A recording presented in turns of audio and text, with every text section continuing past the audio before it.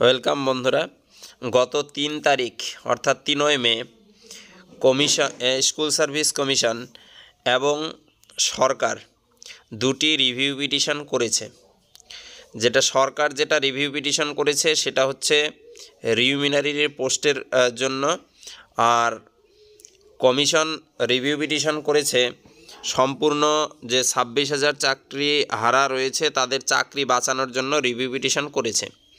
কিন্তু এই review petition কতটা গ্রাহ্য হবে নাকি খারিজ হবে সেই সম্পর্কে তিক্ত কিন্তু অনেকটা যুক্তিশীল কথা বললেন প্রবীণ আইনজীবী বিকাশ রঞ্জন ভট্টাচার্য। তো চলো দেরি না করে তিনি কি বললেন, কি তথ্য দিলেন, তো সেই তথ্যটা দেখে নিই। সুপ্রিম কোর্ট সংবিধানের 137 নম্বর ধারা অনুযায়ী তার নিজের জাজমেন্ট রিভিউ করতে পারেন, পুনর্বিবেচনা করতে পারেন, কিন্তু তার তো কতগুলো কারণ থাকতে হয়। রাজ্য সরকার যে 3রা এপ্রিলের রায়ের বিরুদ্ধে, যে রায়ে 26,000-এর মতো শিক্ষাকর্মীর চাকরি বাতিল হয়েছে এসএসসি দুর্নীতি মামলায়, সেই রায়ের পুনর্বিবেচনা চেয়েছেন। পুনর্বিবেচনার ক্ষেত্রে নতুন করে কোনো এভিডেন্স পাওয়া গেছে কিনা, অথবা রায়ে কোনো গুরুতর ত্রুটি আছে কিনা, এই ব্যাপারগুলো তো গ্রাহ্য হয়। এক্ষেত্রে পুনর্বিবেচনার গ্রাউন্ড কি হতে পারে? দেখুন, আপনি প্রশ্ন করলেন, একটা কথা মাথায় রাখতে হবে আমাদের সকলকে, যে 3রা এপ্রিলের পর রাজ্য সরকার, এসএসসি, এদের সকলের পক্ষ থেকে একটা দরখাস্ত করে সুপ্রিম কোর্টকে বলা হয়েছে যে আমরা নতুন করে নিয়োগ পদ্ধতি শেষ করব 31শে ডিসেম্বরের মধ্যে, এবং 31শে মের মধ্যে তার বিজ্ঞাপন ইত্যাদি জারি করা হবে। এটার পর আর নতুন করে আর তাদের পক্ষে আইনগত দিক থেকে কোনো সুবিধার জায়গা আছে বলে আমার মনে হয় না। কিন্তু রিভিউ পিটিশন দাখিল করার পেছনে তো কোনো কারণ থাকবে, একটা তো রাজনৈতিক কারণ।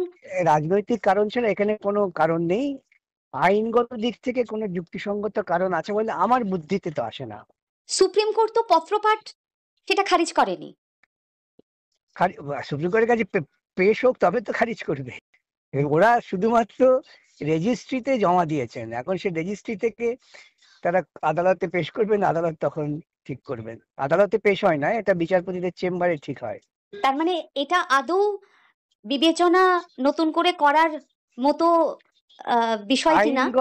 আইনগত কোনো দিক আছে বলে আমার মনে হয় না, কারণ ইতিমধ্যেই সব পক্ষই, সরকার, এসএসসি বোর্ড, তারা স্বীকার করেছেন আদালতের কাছে যে তারা নতুন নিয়োগ প্রক্রিয়া শুরু করবেন।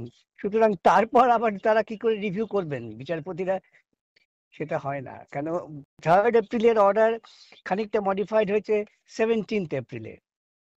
আচ্ছা, এখানে আপনি যেহেতু অনেক অভিজ্ঞ একজন আইনজীবী, আপনাকে জিজ্ঞেস করি যে ওই যে আপিলটা মধ্যশিক্ষা পর্ষদের তরফে করা হলো, সেইটার বদলে কি রিভিউ পিটিশন করলে একটা সুযোগ ছিল? সেটা তবু হলেও হতে পারতো। এখন তো হাত পা নিজেরাই নিজেদের বেঁধে নিয়েছেন। অতএব এই রিভিউ টিভিউ এগুলো হচ্ছে ওই যারা আন্দোলন করছেন তাদের একটু বিভ্রান্ত করা আর কিছু।